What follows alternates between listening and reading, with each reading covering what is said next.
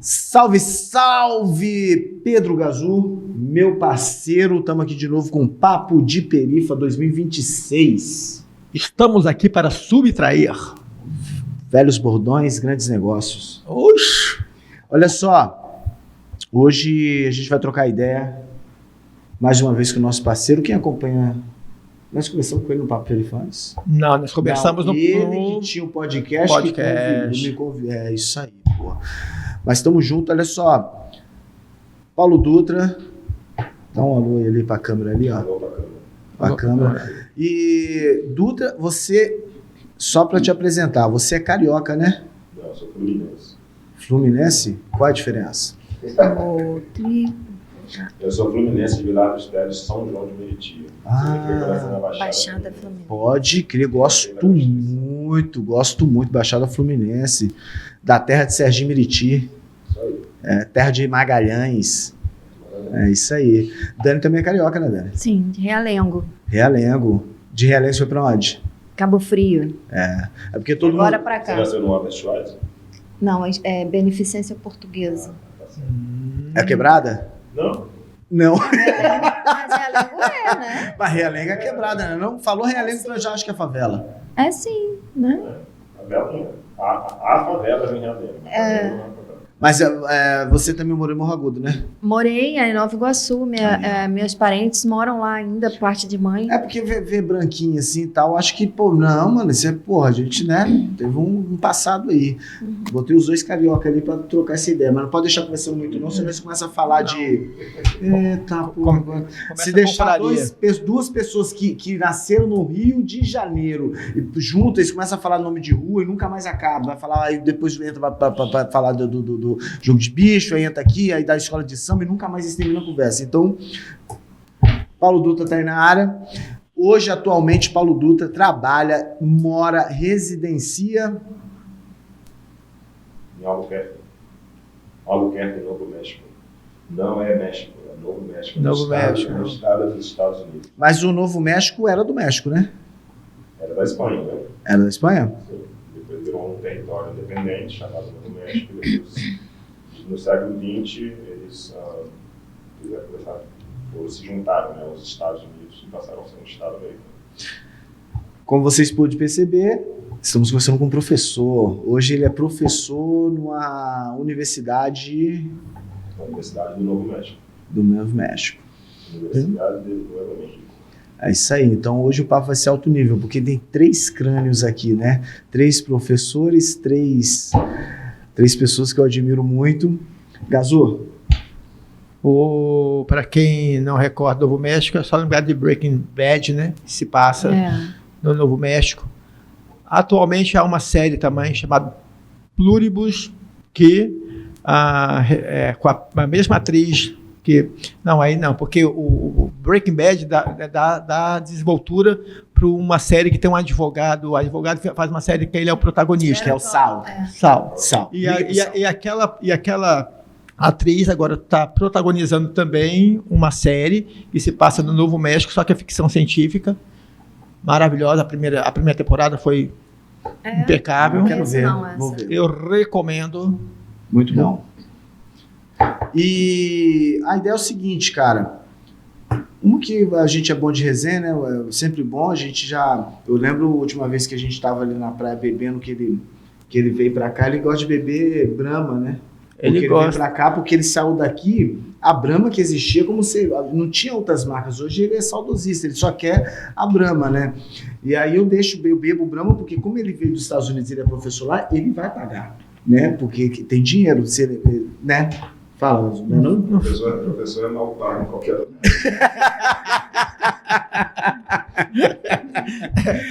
Convenhamos, né?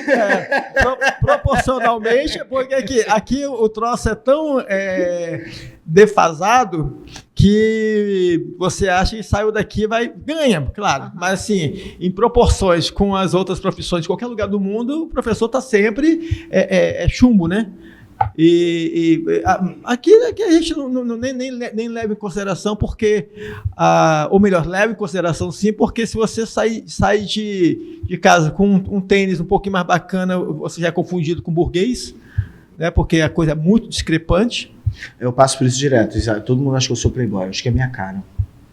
Tem cara de playboy. Tem cara de marrento. Antes eu bebo essa cerveja aí, porque Deixa ele se defender. É uma cerveja adequada aqui, e as pessoas aqui estão bebendo supostamente outra cerveja, que continua sendo fabricada aqui, mas custa do preço só porque tem uma embalagem verde. Eu adoro. Eu lembro que a original vem escrito feita na Holanda. E no Brasil vem escrito feita com carinho. Feita com carinho. Porque exatamente. o brasileiro, né, é uma delícia. Coisa boa, gente. Eu gosto do ímpeto, beba com moderação. Aí que eu bebo mesmo essa desgraça. Tava querendo mandar no meu vício. E tem mais, eu não sou alcoolista, eu sou alcoólatra. Entendeu? Alcoolista eu não sou especialista, não. Eu sou adorador da prática. Entendeu? Você bebe qualquer uma? Olha, aí eu tomo, né?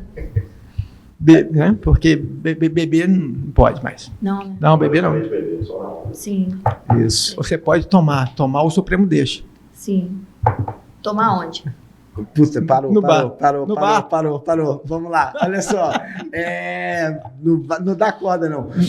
Então, é legal você falar esse lance do professor.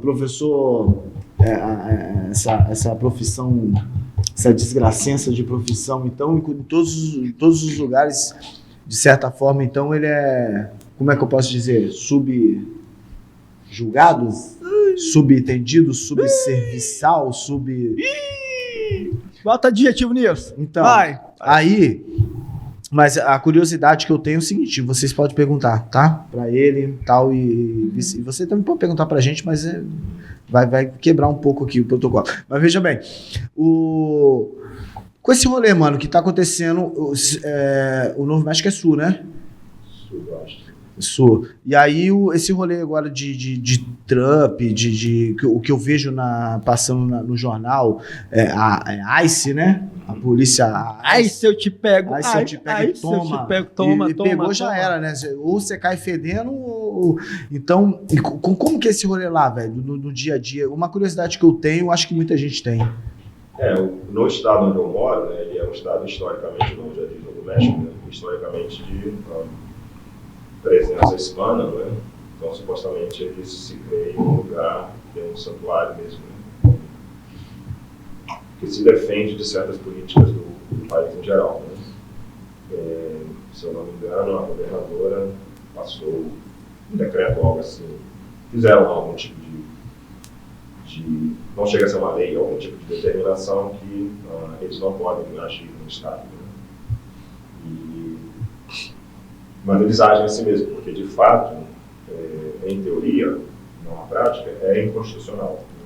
Eles são um grupo armado com poder de polícia, né? Mas a maioria dos juristas americanos questionam a própria existência porque é inconstitucional. Mas eles estão lá. Não, isso acontece em todos os lugares. Aqui, não estou falando mal, é só um adendo mesmo, que todas as guardas municipais armadas que tem no Brasil é inconstitucional. O atual STF teve que, de certa forma, legalizar isso em todas as prefeituras do Brasil, porque não tem como mais retroceder, né? Já deram arma, já estão na rua, já estão trabalhando. Então, não estou falando mal de você, guarda municipal, estou falando que é o que acontece. E aí tem a Constituição, o que está escrito e a prática. Mas é mais ou menos por esse caminho, mais ou menos por quê? Porque ela é mais para mais, né? De certa maneira, só uma adenda aqui, aproveitando que você falou disso aí, também não estou falando mal da guarda municipal. Não, né? Porque senão vai vir um guarda meu vizinho. Mas Não, porque senão o vizinho vai chegar lá com já tá metendo pau na gente. Eu falei, meu filho, você é uma instituição. Qual o nome dele? Não fala da menina dos olhos do prefeito. Mas assim, já falando, a ideia é a seguinte, né, assim, o Executivo Federal tem a Polícia Federal, tem a Polícia Legislativa, aí já tem seu exército particular, né? O governador tem a militar e a civil, né? Aí o prefeito, para não ficar tão assim, um amigo, aí criou-se a Guarda Municipal. Mas originalmente não era para andar armado, né? Exato. E era para ser uma polícia cidadã, do tipo assim, Aí mas assim, né? Quem é o cidadão, né? Quem é considerado cidadão? Né? De bens, né? De bens, cidadão de bens, muitos bens. E já teve revolta no Estado? Eu não vou aprofundar agora, que eu não vou me recordar, mas eu posso dar uma estudada. Já teve revolta de Estado com prefeitura aqui no Espírito Santo? Sim. E se fosse atualmente, hoje ia dar uma guerra bem bonita. Ia dar uma guerra porque bem todo bonita. mundo a guarda tá com fuzil, então ia ser um bagulho bem doido. Vamos lá.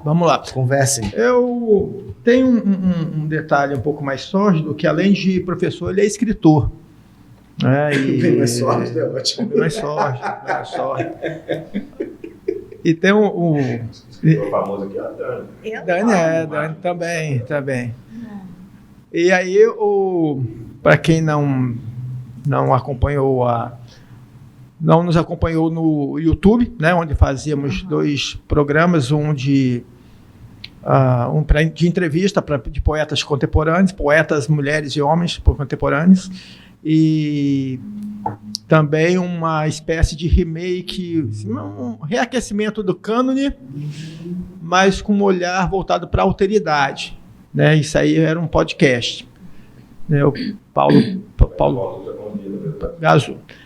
E nesse ínterim você escreveu 2 livros, publicou 2 livros, né? Sim. Você tem muita coisa escrita, mas publicou 2 livros. O primeiro é uma espécie de fabulação da sua história, onde vários personagens aparecem, com os quais a gente nota você tem um certo enlace emotivo, né? Todos ali têm apelido, mas você não aparece com apelido nenhum. Por que é isso? Como é que te chamavam na Chinhas? Não, meu apelido é Paulinho. Né? Era Paulinho? Sempre foi Paulinho? Família, no bairro que eu cresci em Realengo, eu sou nasci no Latistero, eu cresci em Realengo. Em frente a... Antes era Centro Interescolar Municipal Padre Leonel Franco, hoje em dia já é outro tipo de escola. Ela ali na canal Coab de Realengo. Aí você parou nos amigos de lá atrás. Os amigos atuais merecem um novo livro, não? O que eles têm que nós não temos? Eu acho que Nem todos eles eram meus amigos. Né? ele acaba o último programa falando que ele se basta, e agora ele cobrando um livro pro amigo. Falando, você vai falar de mim, não? Não, claro. Mas vocês sabem, né? Eu estava com vocês no programa, eu ouvi o programa anterior. Você foi obrigado a ouvir. Questão de editar, tudo isso. É um processo, é trabalho publicar um livro. Né? Não é só um livro, não é só um trabalho intelectual, um trabalho, às vezes, realmente de lidar com várias questões. Eu tenho várias coisas escritas, não se preocupe, eu tenho várias coisas escritas sobre meus amigos atuais, mas elas ainda não tive a impacto de colocar para frente, de começar a publicar. É porque estamos vivos? Podemos morrer. Não é porque eu estou vivo, é porque eu tive que me dedicar por um certo período de tempo, né, mais a questão da profissional, da universidade, publicações acadêmicas, mais acadêmicas, e a palavra que até existe aqui no Brasil é burnout, né? Burnout, que é a estafa, né? Chique. As pessoas estão com estafa, né?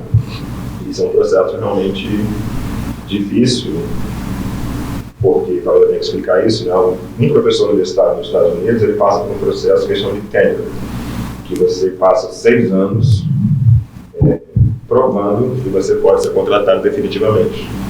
E dependendo da universidade, há uma quantidade de exigências, uma publicação de um livro, publicação de uma certa quantidade de artigos. Né? E aí, depois desses 6 anos, você ganha a estabilidade, né? Na verdade, é um estágio probatório, só que o estágio probatório passa uns 6 anos. Então, eu, como se diz, atirei para todos os lados, né? Só que eu também tive que dedicar algum tempo à questão de conseguir essa estabilidade no emprego, né? Até porque faz sentido, né? Que a situação atual do país, né? Eu não sentiria tão... Não digo que eu estou confortável, eu estaria menos confortável se eu não tivesse uma estabilidade no emprego. Mas, sim, eu continuo escrevendo, pensando, lembrando de histórias, criando histórias. vai sair, em algum momento vai sair. Até porque a principal característica do pensamento é pensar. Sim. Né? Então a gente continua, né? Mas você escreve mais, você tem essa... Eu sou um dublê de poeta. Cosplay. Cosplay. Mas aí o primeiro livro, para quem não conhece, chama-se A Versão Oficial. Esse que é uma espécie de crônicas, né? Não lineares, bem elaborado de maneira assim alguns com anticlímax, né? E tem umas... Não necessariamente são histórias engrandecedoras, porque a realidade da qual ele não projeta, mas assim, que ele ficcionaliza, porque a realidade é sempre pior, né? Não dá para competir. Não dá, não. O segundo já é de poemas, então o homem é versátil, prosa e poesia porosas, porque são coisas bem caudalosas, bem bacana. E agora só falta você escrever uma peça. Eu acho difícil escrever uma peça, porque talvez seja mais difícil escrever uma peça do que um livro de poemas ou um livro de contos. Eu acho o romance, não sei, tá? Tem certas questões com romance. Mas pregar a peça, eu prego bastante peça. Eu não sei, mas pregar a peça, eu prego bastante peça. Até porque o teatro mudou, né? O teatro não é aquele teatro que a gente via na universidade, né? Aquelas peças que eles chamam lá de clássicas, né? Que a gente tem essa expressão. Mas escrever, né? Estava lembrando do outro programa, né? A gente falando dessa questão de você, quando você ganha alguma coisa, você chega lá, né? Aí fica esse vazio. Eu também, às vezes, eu acho que eu já escrevi um livro de contos, já escrevi um livro de poemas, eu não preciso escrever outros.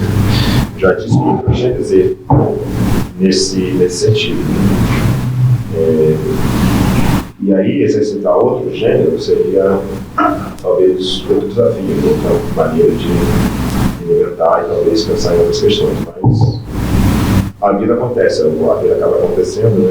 Neste momento, eu agradeço o convite, mais uma vez, pela publicação. Agradeço o convite. Nesse momento, eu estou no período sabático, né? Não tenho obrigações com a universidade até agosto.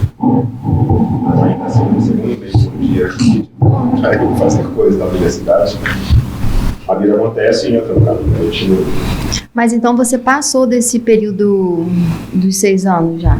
Sim, no último dia possível para eu receber a notícia, que foi dia 29 de julho do ano passado, eu estava no Congresso da Bralica, em Manaus, recebi um e-mail que seria uma pró-reitora, né? Oficializando a minha... No último dia ele deixou? No último dia possível, eu fiquei...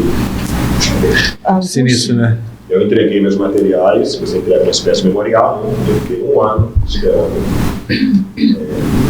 E eles realmente me responderam no último dia possível. Nossa.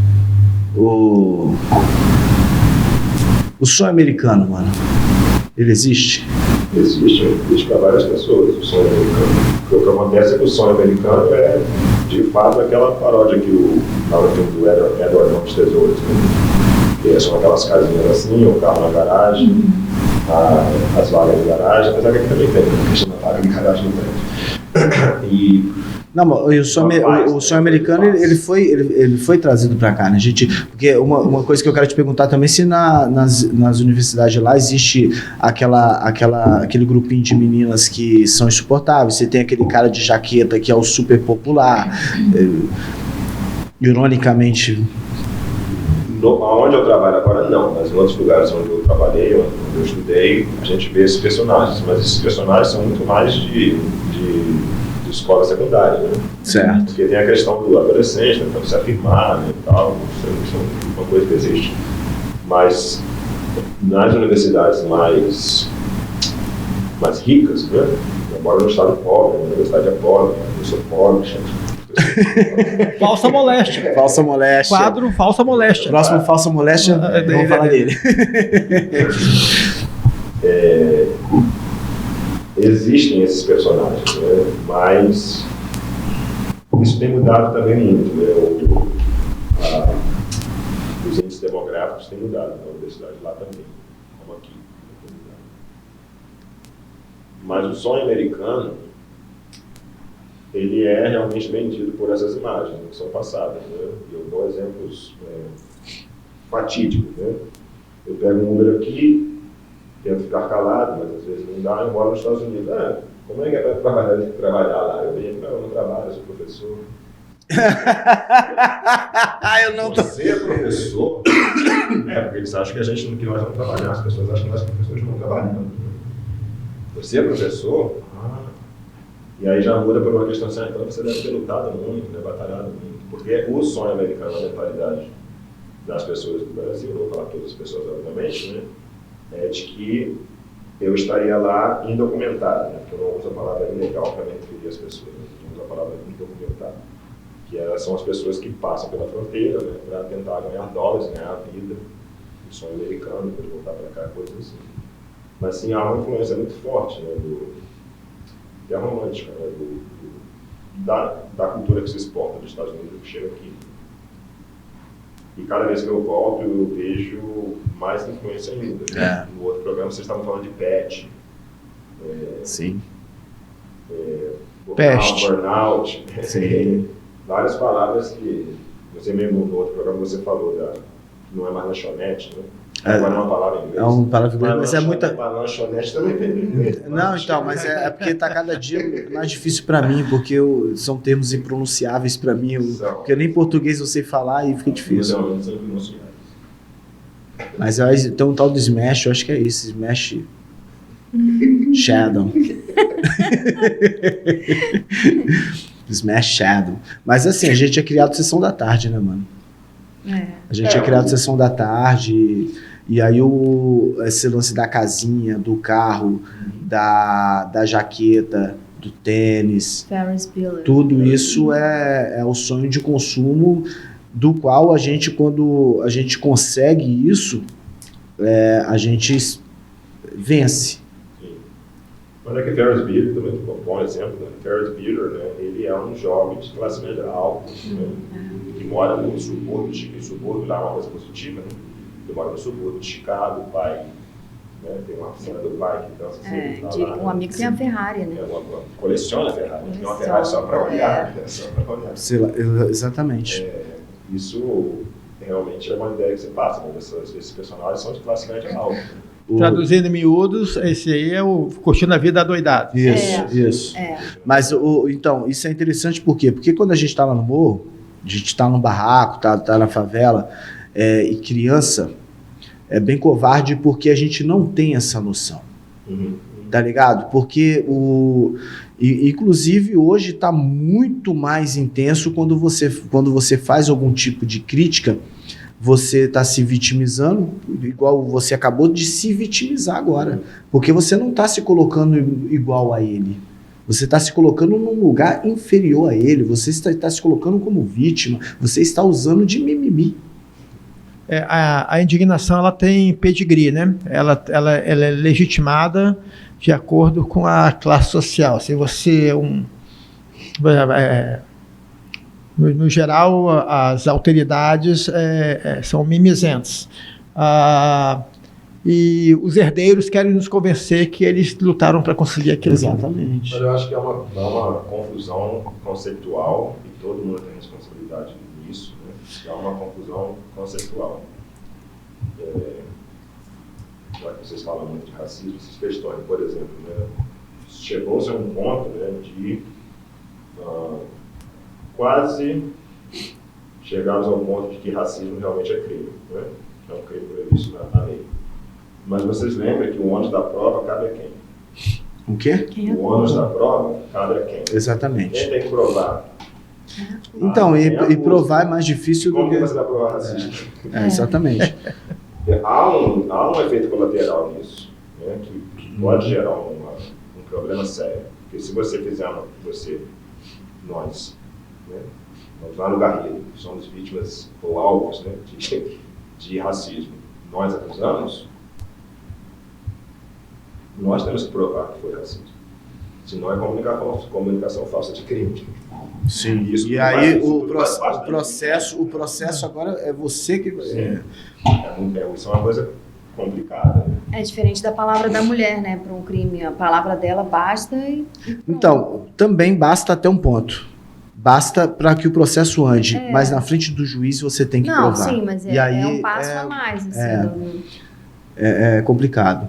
Mas você, como que você não sei, isso é uma opinião, né? Então, Eu enxergo muito mal, porque eu sou portador de retinose. que bom que você falou, porque Não, mas nem aí parece, você tem ótimos pontos de vista. você respondendo isso é muito bom, por quê? Porque qualquer coisa que você falar que possa gerar qualquer tipo de polêmica, você já deu a resposta antes. Então ele enxerga mal, gente. Mas como é que você enxerga assim a visão dos americanos, nós brasileiros? Você já enxerga mal mesmo, então dá uma opinião qualquer. Então, a gente não pode, né? Pode generalizar? Essa generalização. Pode ser. Generalizando, né, o americano não sabe que nós assistimos. Né? Generalizando. Não generalizando, as pessoas que se interessam por outras culturas, porque elas sabem certos detalhes, têm interesse de vir ao Brasil, têm interesse de conversar com uma pessoa do Brasil, obviamente em inglês. Né? Até o momento em que eles tenham a condição de realmente aprender o português e tentar começar a entender a questão da cultura. Mas, generalizando já, quem tem boas intenções, né, com a questão de conhecer os brasileiros, eles acabam ficando realmente assim, abismados com os dados culturais que nós temos aqui, que eles não têm nem podem ter, porque realmente a mentalidade é completamente diferente. Né? Aqui no Brasil, por exemplo, as pessoas pensam em economizar. Eu vou apagar a luz na frente da casa para economizar. Eles não, eles falam, eu vou trabalhar mais para pagar essa conta de luz, porque eu preciso dessa luz acesa. Pode crer. E aqui nós tentamos economizar. Isso é óbvio, isso há um cultural. fator. É cultural, mas é um fator econômico que fez a gente ser assim. Sim, claro. E incentivado. Senão a sua mãe dá um tapa na orelha, apaga a luz, menina. Não, eu... A luz vai chegar, né? E comerciais, por exemplo, ainda existe comercial falando que você não pode desperdiçar água lavando a calçada. Então, tipo assim, a luz também é isso, a gente é cria disso. A empresa tá jorrando, foda-se. Então, Não, quer transferir uma responsabilidade que não é nossa, né? Tá? A culpa da luz, a luz ser clara, não é a culpa da privatização feita de maneira canhestra, não é do rentismo, não é você acaba, a partir do momento que você privatiza, você acaba privilegiando mais os acionistas do que realmente o consumidor. Se o consumidor for um acionista, ele vai se dar bem, mas não é a maioria, não é, mas mesmo assim, como até porque essa formação católica cristã que predominou durante muito tempo nos colocou esse germe da culpa que com muita frequência o pobre ele sofre de autocrítica maior do que o rico. Ele tem mais autocrítica, porque ele é obrigado a ter autocrítica, porque você é responsável pelo que você faz desde muito cedo. Você tá no lugar errado, O pobre tem que ser humilde, né? Tem que ser humilde. O pobre tem que ser humilde. Então, dado cultural, lavar a calçada com água. Lá não se lava a calçada, lá se usa aquela máquina de soprar assim, né? Certo. Para limpar a calçada, quando se faz isso. Mas aquela máquina é movida a gasolina. E eu moro num estado que é majoritariamente um deserto. Né? Então a gente também recebe lá aviso, olha, não desperdicem água, mas desperdiçar água lá é regar a sua árvore. Nós moramos no deserto, mas nós temos uma árvore frondosa, bonita na frente da casa. E regar essa árvore em tal período do ano é desperdício. Você pode tomar uma multa da empresa de água, porque realmente a água lá é mais fácil botar gasolina lá do que água. Então, mas da onde que eles tiram a gasolina? Para eles é muito mais fácil ter uma máquina lá movida a gasolina para soprar a calçada, né? Limpar as coisas, as folhas, a poeira, do que usar água. E aqui nós realmente usamos água para limpar uma calçada. Porque eu acho que também que culturalmente, né, nós sempre temos água. O que mais tem é água. Ainda. Menos aqui nesse programa. Né? Acabou. Ainda. Deixa eu te fazer uma pergunta aqui. É uma guia que você está usando? Você refere aqui. Uma guia. Que... Você quer um cachorro, cachorro sem guia. E no outro programa você estava falando mal dos cachorros aí no calçadão. Não falamos mal do cachorro. Eles falando que estava correndo no calçadão. Eu vi. O cão guia, ele é demais pra gente. Nós somos tipo um caramelo da Ubaldo Ramalhete. Isso, é um guia. É um guia? Eu acho que era antes de eu receber. Então esquece a pergunta que eu ia fazer. Não, pode fazer. Não, porque eu tenho curiosidade, o pouco de pesquisas que eu tenho, que é muito semelhante às cultuações de religião de matriz africana, tanto nos Estados Unidos quanto aqui, por incrível que pareça. Existe bastante semelhança, inclusive nas nomenclaturas, Exu e tal, e por aí vai. E aí, quando eu vi você com a guia, me fez essa curiosidade. Falei, talvez ele seja de Umbanda, ou Candomblé, ou Kibanda, ou qualquer coisa que for, e como é que é essa relação lá nos Estados Unidos? Porque eu nunca conheci alguém que eu pergunte isso. Religião de matriz africana nos Estados Unidos, eu não estou falando como especialista, acaba sendo muito mais relacionada ao que é o voodoo, né? Isso. Na região de Nova Orleans. As pessoas de origem africana, de ascendência africana, elas foram muito mais integradas, né, nas religiões protestantes, batistas. É igual aqui, né? Mas se alguém for lá no culto deles, é diferente. Tem um molho lá, né? Eles têm uma maneira própria de fazer. Mas, em geral, né, as religiões de matriz africana, elas acabam sendo vistas muito mais realmente como objeto de estudo, como manifestações culturais. Né? Caribe, Cuba, Colômbia também. Sim. Há essa manifestação, né? Que não é a mesma coisa, mas é semelhante às que são praticadas aqui no Brasil, que obviamente tem um dado cultural. Né? E eu digo que era porque esse eu ganhei de presente. Né? Pode crer. Eu recebi de presente e eu uso desde o dia que eu recebi de presente. Está lá no Samba da Xepa, no centro. O termo é santeria, né? Vai ganhando para santeria. E é curioso, né? Que é lógico. Eu fiz primeiro catecismo. Foi coroinha? Não, cheguei a tanto não, eu fugi antes, entendeu? Mas eu acho curioso porque, entre outras coisas, né, entre várias contradições que há, porque o Paulo conhece essa peleja, né, que ele escutou isso em várias passagens, né, dos livros ditos sagrados nas religiões hegemônicas.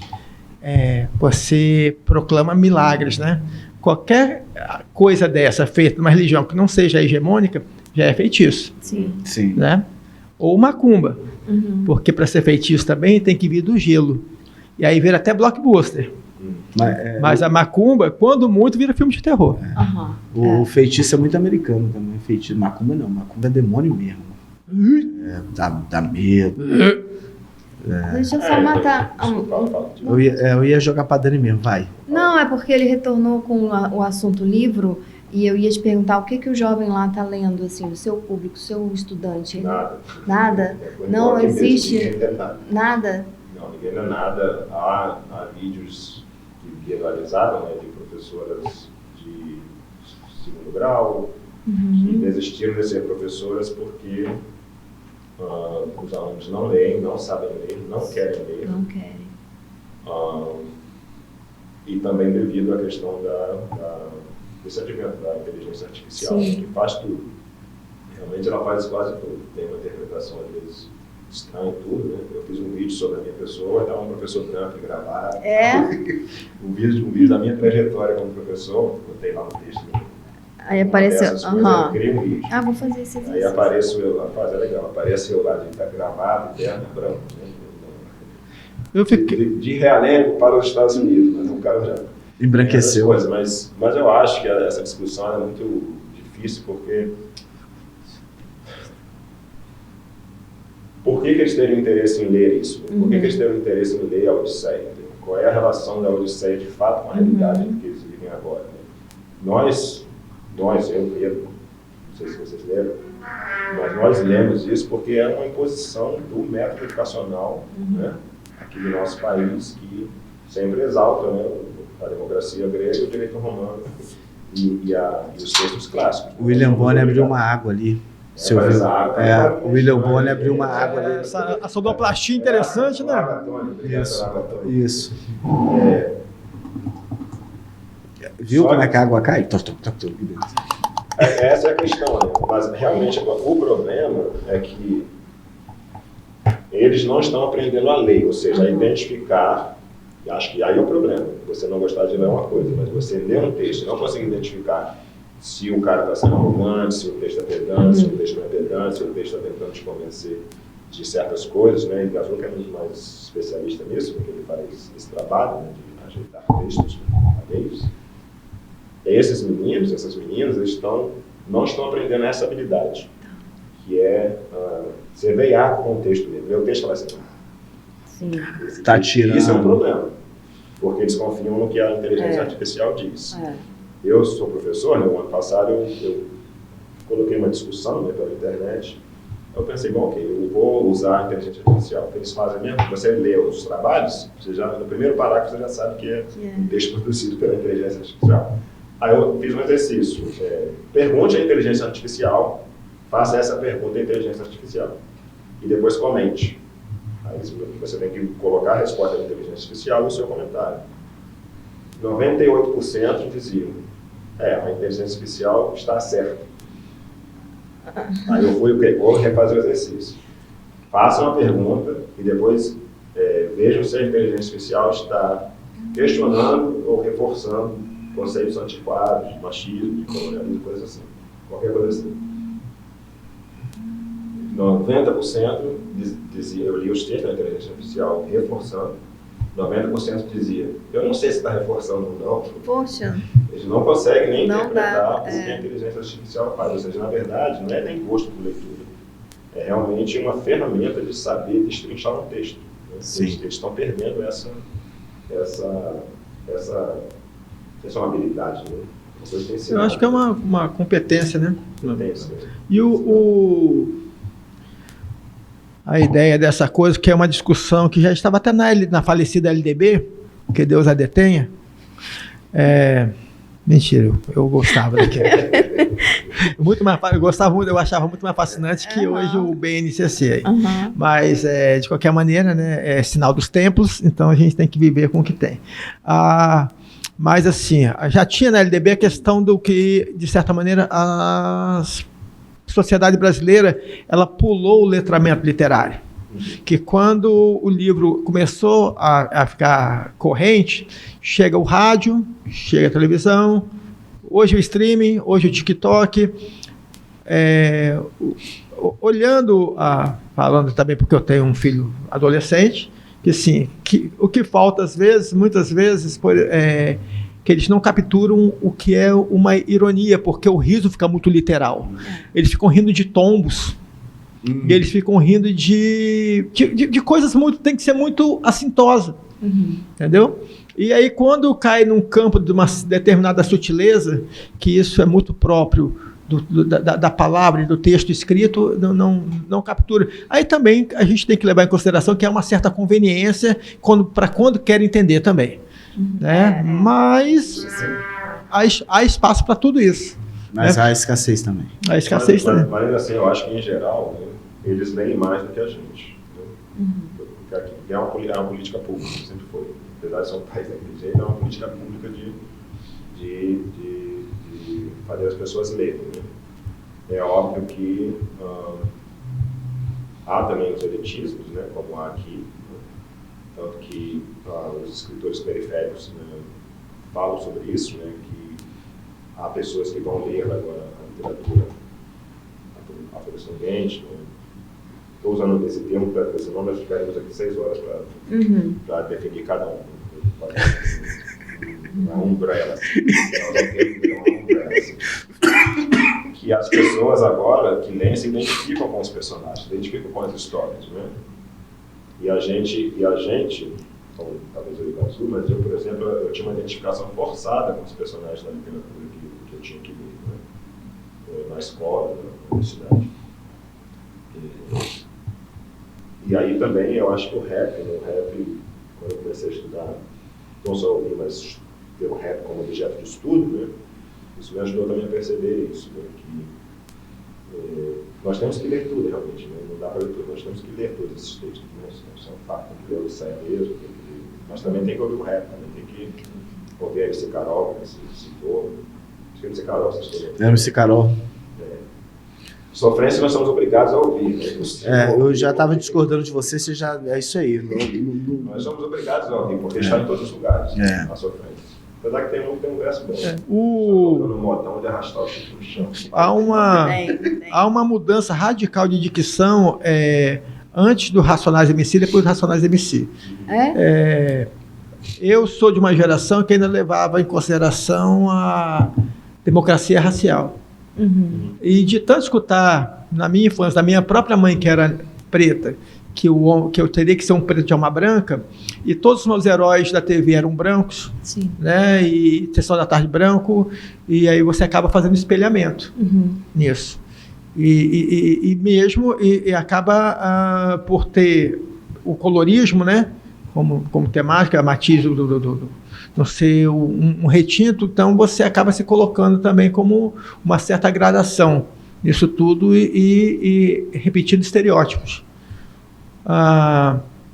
Eu acompanhei toda a resistência que teve com relação aos Racionais, né? Que foi uma luta, consegui, porque depois também que entrou, todos queriam falar, né? De todas as etnias, porque também foi um fenômeno, né? O Racionais na academia. Como é que fazer um trabalho sobre...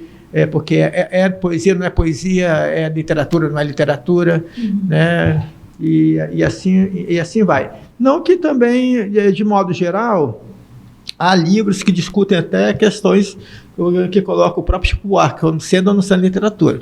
Mas claro que a dicção é diferenciada. E ali ele sai ganhando de todos. Não sendo literatura, sendo música, ele sai ganhando de todos. Chico, né? Ali não se cria o ranço que se criou com relação a um artista negro, né? Que não sei se alguém já fez um trabalho sobre Jorge Ben, sobre Mateus Aleluia, sobre, entendeu? Que são percussores do soul, da black music, né? Mas também há de notar que o Racionais ele foi peculiar, né? E realmente ver aquele bando de preto no palco da MTV foi espanto para todo mundo. É bando. Um bando, eu acho. Um banda de preto. Aquela trupe. A rapaziada todinha lá da Zona Sul. Quadrilha, Tem que falar aquela quadrilha. Manda um recado ali.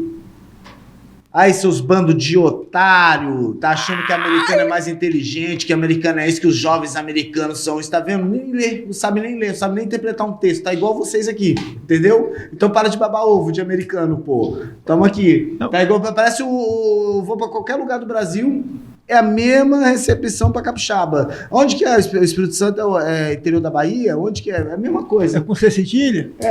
Eu, hein? Eu vi com a minha camisa de capixaba que eu ganhei ontem. Isso. Mas você e Dani já são capixaba, praticamente. Tem um fenômeno que acompanha esse colonialismo, que é o seguinte: como a gente está no hemisfério sul e somos até como preto, somos com relação ao preto norte-americano, somos os primos pobres da etnia, o colonizado tem que estudar mais. Então, com frequência, o estrangeiro chega no norte falando um inglês, um francês, em norma culta. O que dá uma certa... Porque é como a gente aprende. Sim. Né? E lá que como é que... Né, a questão é um complexo de vira-lata mesmo, porque Eu lembro de estar num modéstia à parte depois, não posso ficar falando certas coisas. Você vai dar tempo, mas vai. Eu estava num evento e eu apresentando meu trabalho, cito autores de americanos, ingleses, chilenos, sei lá. Eu faço a pronúncia do nome portuguesando, né? Harold Bloom. Eu lembro de colegas brasileiras, nós estávamos no exterior, eu lembro de colegas falando o nome do Michel Foucault. E eu pensava assim, realmente, essa colega acha que eles estão falando Michel Foucault com sotaque de Paris? Eles devem achar. Qual é a necessidade, né, de fazer isso? Mas falando também da leitura, que você mandou um recado para a rapaziada aí, é lógico que ainda há pessoas que leem aqui, há pessoas que leem lá, mas realmente há uma questão séria, porque eu também ouvi um professor universitário, né, dizendo que os alunos diziam que simplesmente não conseguiam ler as 20 páginas, eles liam um parágrafo e já não conseguiam mais ler. É que há uma questão realmente de, a invasão da TikTok, né, negócio, a invasão dessas coisas assim, que está criando uma dificuldade das pessoas se concentrarem, né, e em qualquer tarefa, na verdade, né? Não somente em qualquer tarefa. E conseguir um laudo, tem que conseguir um laudo. Eu chego aqui, tento conversar com alguém no bar, não consigo. Não dá, né? A pessoa está no celular lá, negócio de tigrinho, que eu também não sei o que é, desculpa. Tem negócio de tigrinho, qualquer coisa, e porque já é um costume. A pessoa está no celular. É um mau costume. Eu chego, guardo meu celular, eu olho para ver se já tem hora de volta. E tem um detalhe só, também quando a gente está falando isso, deixa entender que nós estamos atacando os mais jovens. Mas os mais velhos também são letrados, deveriam ler. Mas assim, né, eu ouvi falar que o brasileiro curte muito a pornografia. Né? Mentira, eu não sabia. É mesmo. Eu mesmo um dia eu escorreguei o dedo aqui, apareceu uma Madonna, eu tive que colocá-la nas minhas orações subordinadas e coordenadas. O telefone de Gazu geme. Ele não toca, né? Ele geme. Né? Calúnia, hein? Cheguei a salivar. Você conhece algum macho escroto, Dani? Você conhece algum macho? Olha só, vou finalizar. Quero uma pergunta antes aqui, mas é papo rapidinho. É fácil de responder. Para todo mundo, cada um responde rapidinho. Quando você se descobriu preto? Eu sou preto? Para todo mundo? Não. Quando? Bom, o que você quer dizer com preto? O que você quer dizer com preto? Quando que você se descobriu branca? Você já parou pra pensar nisso? Não, nunca parei. Ou você talvez já uma coisa assim, não sou desde criança?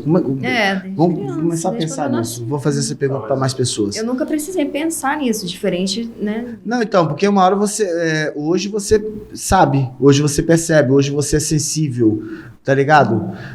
Hoje você contribui muito mais do que vários parceiros, mano, meu aí, que deveria ser, mano. Então, tipo assim, é uma coisa que me veio agora. Falei assim, falando sério. Porque ele falou até certa idade você acreditava na democracia racial, né? Se há uma questão de que é um espaço social que qual você ocupa, eu tenho um ponto que é divisor de águas nessa situação, né? Que foi uma batida que eu tomei, uma dura, a gente fala dura, uma dura da polícia, ali em Padre Miguel, perto da rua aí. É isso aí. Que é a famosa rua aí, lá no Ramos Barigama, da rua aí já não era nem mais isso, né? Pode crer. Mas eu tomei uma dura da polícia ali, eu tinha 12, 13 anos, e para mim foi algo chocante, porque eu achei que era com quem estava atrás de mim. Para aí, não sei o quê. Eu olhando para trás para ver quem era, eu já pensando quem era a pessoa que ia apanhar ali. Aí era eu, né? Caralho. Aquela patama antiga, aquela metralhadora, que eles tinham uma metralhadora aqui no exército de macaquinho. A macaquinha. Uma coisa horrível, porque aquilo não tem entrada de segurança. Ficava fedendo. Ali eu percebi que havia um espaço simbólico, né? Que talvez seja isso que você dizer de quando que eu me percebi preto, né? Agora, com a questão da diferença da cor da pele, essas coisas eu sempre meio que percebi.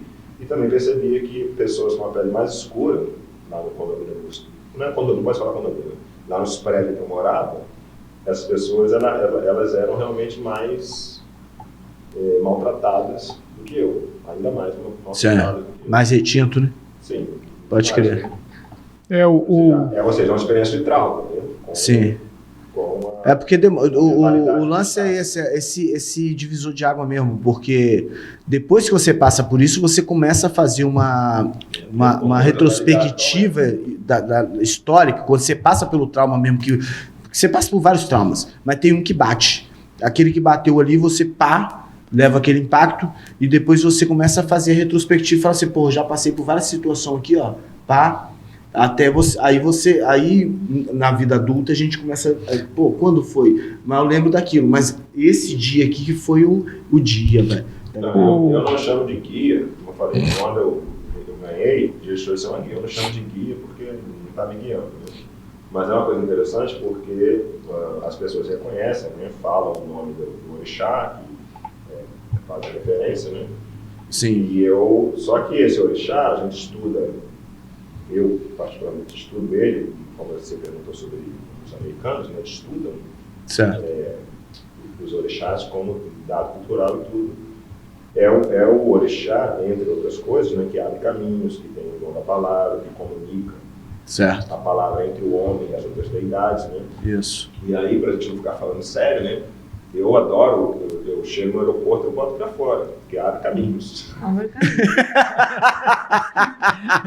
Abre caminhos, né? Sangue de Jesus tem poder, desconjuro. Isso aqui acho que é pra moléstia passa, mas eu vou na sala VIP lá da Aerolinha, aqui em São Paulo, no Rio, abre caminhos. Vai abrindo, né? É isso aí. Eu, no meu caso, assim, agora falando sério, assim, há um divisor de águas, eu acho, para a gente, que foram as ações afirmativas feitas que começaram no primeiro governo PT, que trouxe relevância e muito preto e muita preta para falar sobre si e quebrar esse estigma de que a nossa dor era sempre terceirizada. Né, o branco sabe mais da gente do que a gente mesmo, né? Então você foi descobrindo essas coisas e a própria questão na pandemia, muito podcast com preto e preta falando, e aquilo dá um choque, porque até então eu achava que eram puras eventualidades, o segurança me seguir no supermercado, levar batida com alguma frequência, inclusive à luz do dia, né? Então você de certa maneira naturaliza isso, assim, não, foi circunstancial, poderia acontecer qualquer um, não vai acontecer qualquer um, não com a mesma frequência, né? É por meio desse trauma, eu acho que a gente acaba se percebendo. Pode crer. Nessa posição preta, como você chama. Dani, algum momento você percebeu algum acontecido, se você falou assim, caraca, entendeu? Não na perspectiva de negro, que você não é, mas assim, você percebeu o quê? A diferença que existe entre mim? De tratamento, de você perceber, cara, olha que eu tenho um certo privilégio, Eu tive privilégio desde quando eu nasci pelos meus pais. Você falou da leitura meio que obrigatória, então a minha mãe ela é uma pessoa que me privilegiou sempre com a educação, inclusive racial, mesmo ela sendo branca, retinta. Eu adoro ela. E a partir de que idade você se percebeu mulher? Eu acho também que tem... eu não tive essa coisa assim, ó. Agora, eu nasci criada nesse ambiente, assim, sabe? Realmente a mãe dela é foda, cara. A minha mãe, ela nos obrigava, essa é a palavra que a gente usava, obrigava. E hoje eu agradeço tanto a ela, porque a gente, por exemplo, a gente tinha que ler tudo do Machado de Assis no 8º ano.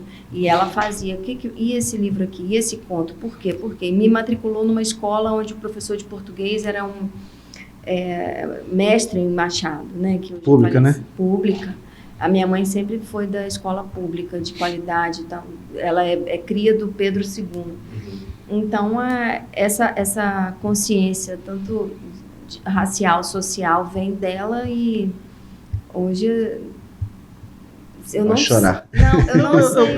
Eu tô falando assim, mas é um pouco a sério, porque tem a ideia de que quando é que você sentiu que você poderia se emancipar como mulher? Pela criação dos meus pais também, eles sempre me deram educação emancipatória, assim. Com 18 anos eu tive a oportunidade de ter a carteira de motorista, né? Coisa que eu acho que tinha que ser, né? Não foi criada para o casório? Não. Eu tive que pagar a minha própria. Pois é. Não, mas isso é muito interessante do mulher, né? Você ser criado para não casar, para você ter a, você ter Eu a fui criada liberdade. pra ser o que eu quisesse, Então, Isso é fantástico, né? Eu tento fazer isso com minhas filhas, mas elas querem casar. E eu... Quem que não queria ter um pai que falasse, casar não, filho? Inclusive... Essa questão da presença do livro dentro de casa, né? Eu também não sou branco nem mulher, mas...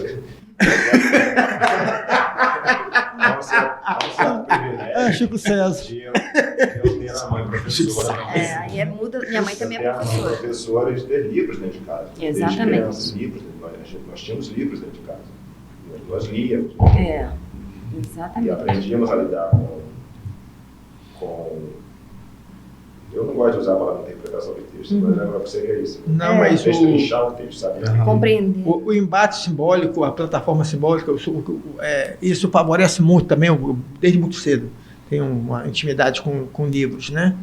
Depois fui para gibi, cinema, essa coisa toda, mas esse arcabouço simbólico te dá uma certa... te dá uma certa segurança e autoestima. Então é por isso que eu sou assim.